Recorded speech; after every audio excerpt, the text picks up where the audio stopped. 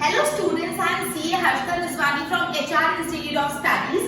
Today we will be continuing chapter number 2 of Economics for Standard 11 student. The name of the chapter is Fundamental Concepts and Terminologies. ये chapter में अब हमने previous session में काफी concept पढ़े थे। अपन ने पढ़ा था वैल्यू क्या होता है, अपन ने पढ़ा था प्राइस क्या होता है, यूज वैल्यू क्या होता है, एक्सचेंज वैल्यू क्या होता है, गुड्स क्या होते हैं, सर्विसेज क्या होते हैं, ये सारी बातें अपन ने पढ़ी थी। फिर अपन टॉपिक थे टाइप ऑफ गुड्स में। टाइप ऑफ गुड्स में 5 पॉइंट थे, जिसमें से ऑलरेडी अपन ने 3 पॉइंट कंप्लीट कर चुके हैं, जो है physical goods and intangible goods, economic goods, non economic goods, durable goods, perishable goods. अब अपन आज का नेक्स्ट टॉपिक पिक अप करें, that is private goods and public goods. चलो अपन पढ़ते हैं क्या लिखा है प्राइवेट गुड पब्लिक गुड। अगर डायरेक्टली अगर देखना चाहे तो आपको क्या समझ आता है प्राइवेट और पब्लिक गुड। प्राइवेट गुड वो गुड होता है जो किसी पर्टिकुलर इंसान की ओनरशिप का होता है। से फॉर एग्जांपल मैं बोल रही हूँ ये पेन मेरी है, ये पब्लिक पेन नहीं है कि कोई भी यूज कर सकता है, ये मेरी पर्सनल प्रॉपर्टी, अगर यूज करना मुझसे पूछ के यूज करो। सो ये पेन क्या होगी, मेरी प्राइवेट प्रॉपर्टी। ये बुक मेरी है, आप अपनी नोटबुक्स में लिखते हो, कोई और नोटबुक लेता है, क्या बोलते मेरी बुक है, क्यों? बिकॉज वो आपकी प्राइवेट प्रॉपर्टी है। गुड्स मतलब जो पर्टिकुलर एक इंडिविजुअल की ओनरशिप, एक इंडिविजुअल के पोजीशन में होते हैं। पोजीशन मतलब ये पेन मेरे हाथ में, मैं इसको पोजेस करती हूँ, ये मेरा पोजीशन है। क्लियर?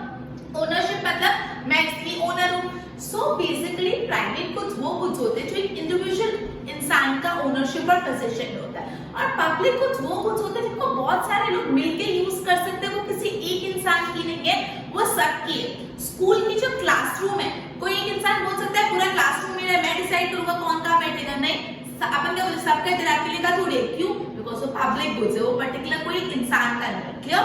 Concept clear? अब अपन रीड करते ध्यान देना। प्राइवेट गुड्स, तो private goods are goods which can be possessed and owned by private individual. Private goods वैसे गुड्स होते हैं जो possessed और owned by private individual। possessed और own दोनों वर्ड्स आने चाहिए, कुछ और वर्ड नहीं यूज कर सकते, आने चाहिए। मतलब possess और own, मैंने आपको मतलब समझा दिया।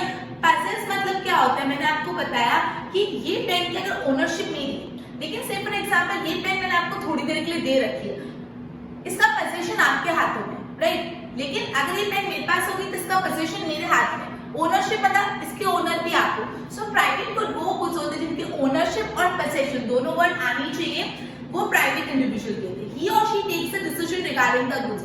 वो गुड्स की जो भी डिसीजन लेना है वो वही इंसान लेगा। अगर से फॉर एग्जांपल मेरी पेन है, मैं डिसीजन लूंगी मुझे किसी को देना है, नहीं देना, वो भी यूज करनी है, नहीं यूज करनी, इट्स माय डिसीजन। ऑब्वियसली आपकी बुक है, आपको बुक में फर्स्ट पेज पे लिखना है, सेंटर में लिखना है कि ऊपर मार्जिन छोड़ना है, कैसे लिखना है, वो आपका डिसीजन। तो प्राइवेट गुड्स का डिसीजन उसके हाथ में होता है जिसका वो प्रॉपर्टी होती है। अब इंपॉर्टेंट बात है समझना, प्राइवेट गुड्स में 2 कैरेक्टरिस्टिक्स होते हैं, पहला एक्सक्लूडेबिलिटी और दूसरा कॉम्पिटिटिवनेस। समझो, ये बहुत इंपॉर्टेंट कंसेप्ट है समझना। एक्सक्लूडेबिलिटी और कॉम्पिटिटिवनेस क्या होता है? मतलब प्राइवेट गुड को कोई एक इंसान ओन कर रहा है तो दूसरा इंसान उसको ओन करने से एक्सक्लूड हो गए। आपके टेक्स्ट बुक में एक एग्जांपल दिया है कि अगर 2 बच्चे एक शॉप पे जा रहे हैं और बोले हमको एक बिस्किट का पैकेट दो। अब उस बिस्किट के पैकेट एक इंसान के पास 5 रुपीज है, दूसरे इंसान के पास 2 रुपीज है। वो जो बिस्किट का पैकेट है वो 5 रुपीज का है, तो जिस बच्चे के पास 5 रुपए थे उसने वो बिस्किट का पैकेट ले लिया, और जिस बच्चे के पास 2 रुपए थे उसको पैकेट नहीं मिला। तो अभी बिस्किट का पैकेट एक बच्चे की ओनरशिप में आ गया, पोजीशन में आ गया। अब दूसरा बच्चा वो पैकेट लेने से एक्सक्लूड हो गया, दूसरा बच्चा वो पैकेट नहीं ले सकता, बिकॉज वो चीज किसकी होगी, जिसने उसको पैसे देके खरीदा। तो इसको बोलते हैं एक्सक्लूडेबिलिटी। मतलब प्राइवेट गुड में जब कोई गुड किसी के पास होता है तो वो सेम गुड किसी दूसरे की ओनरशिप में नहीं हो सकता। क्लियर? अगर कोई एक बुक है आपकी, से फॉर एग्जांपल, आप ऐसे नहीं बोल सकते मैं और मेरी फ्रेंड के साथ में बुक्स है, कवर में आप अपनी फ्रेंड के साथ नाम नहीं लिखोगे। अगर ये बुक आपकी है तो ऑब्वियसली दूसरे की इंप्लाइड है कि नहीं, दूसरा एक्सक्लूड हो जाता है। सो प्राइवेट गुड्स में हमेशा एक्सक्लूडेबिलिटी का कंसेप्ट होता है और कॉम्पिटिटिवनेस। अब शॉपकीपर पे जो बच्चा बिस्किट लेने जा रहा है तो कंपटीशन है, दोनों में से बिस्किट कौन खरीदेगा, तो जिसके पास पैसे वो खरीद के लेके गया, तो आगे यहाँ पे कंपटीशन था कि कौन उसको खरीदेगा। क्लियर? तो बेसिकली प्राइवेट गुड्स में 2 कंसेप्ट होते हैं, एक्सक्लूडेबिलिटी और कॉम्पिटिटिवनेस। ये आपको पूछ सकते हैं, तो ध्यान रखना एक्सक्लूडेबिलिटी और कॉम्पिटिटिवनेस का कंसेप्ट। क्लियर? मैं आगे रीड करूँ, ध्यान दो। Exclusivity means once a good is owned,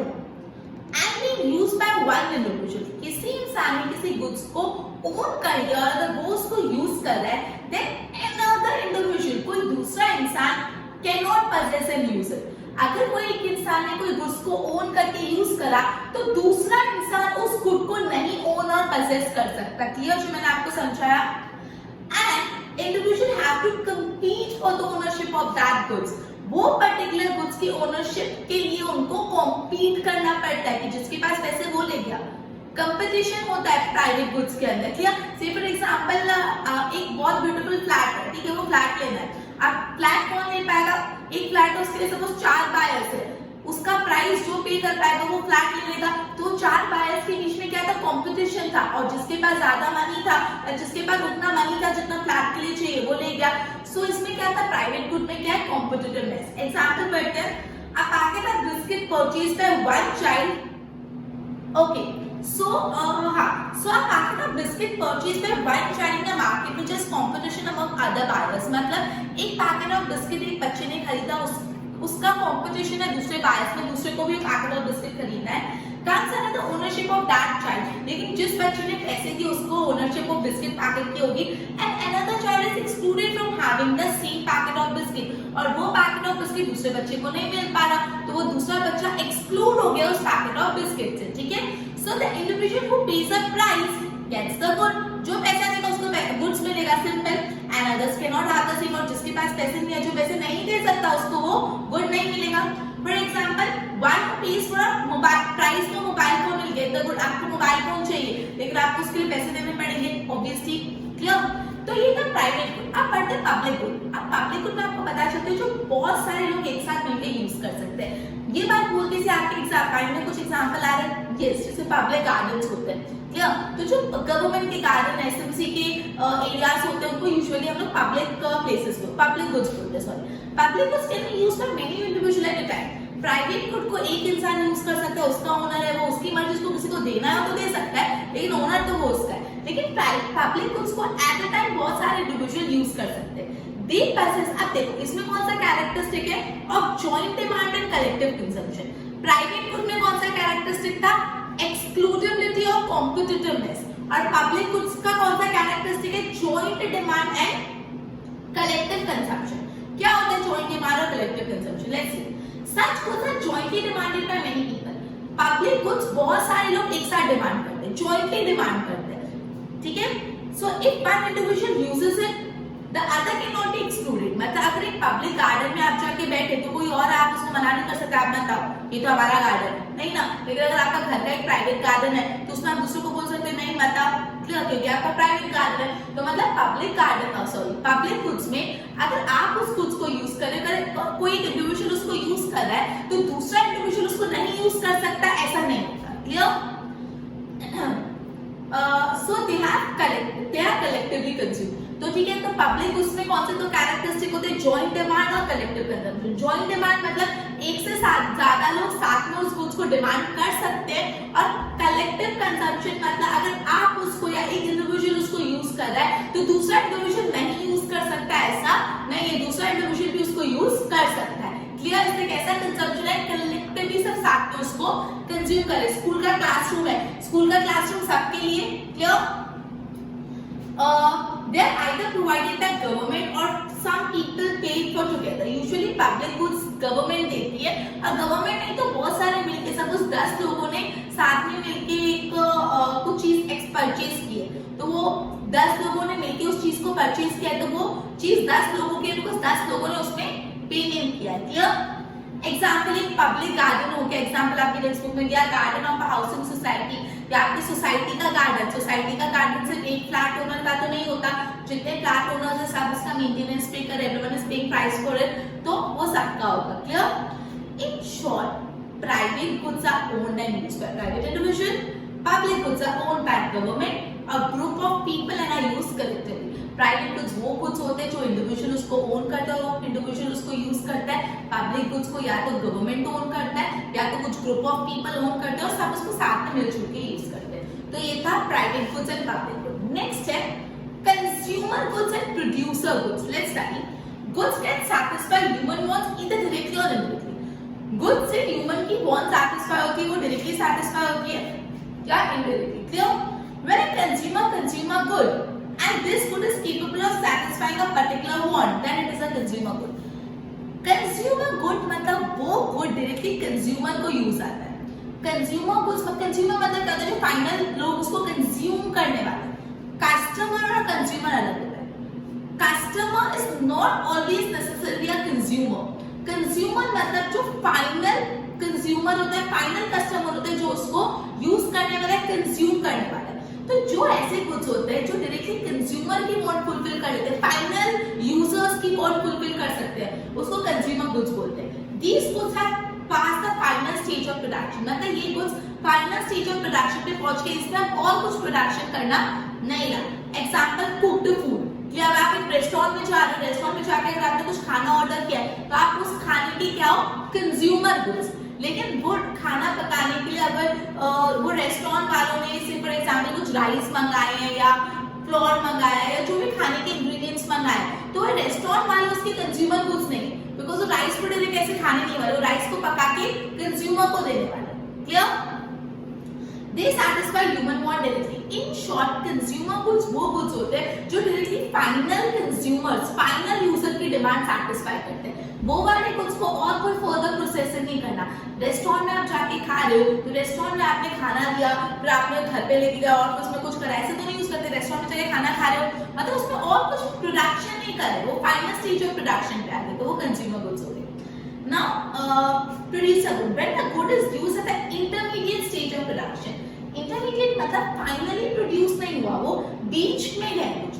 जब गुड्स को आप ऐसे यूज कर रहे हो कि वो इंटरमीडिएट स्टेज ऑफ प्रोडक्शन पे है, तो उसको हम लोग बोलते हैं इंटरमीडिएट गुड्स होते हैं when it is purchased by producer to produce final good. अब प्रोड्यूसर उसको प्रोड्यूस कर रहा है, उसमें से कुछ फाइनल गुड्स बना रहा है, तो which is not directly consumed by consumer, और वो चीज डायरेक्टली कंज्यूमर नहीं कंज्यूम करते, but is help in production of final good. But इससे फाइनल गुड्स बनने में मदद होता है, उसको प्रोड्यूसर गुड्स बोलते हैं. जैसे जो ट्रेडर्स होते हैं जो मैन्युफैक्चरर से क्लोथ परचेज करते हैं, वीवर से कपड़ा परचेज करते हैं, वो कपड़ा ट्रेडर डायरेक्टली खुद तो ना पहने देते, बड़े बड़े कपड़ों के लॉट आते हैं नहीं ना, वो कपड़े आगे जाते हैं, उसमें से कटिंग स्टिचिंग फैब्रिक में से कुछ बनता है, जो भी बनता है फाइनल कस्टमर उसको यूज करता है. तो वो जो ट्रेडर है जो वीवर से कपड़ा खरीद रहे हैं, वो कौन है यहाँ पे, प्रोड्यूसर. वो उनके लिए प्रोड्यूसर गुड्स है, बिकॉज उन पे उनको और कुछ वर्कआउट करना है.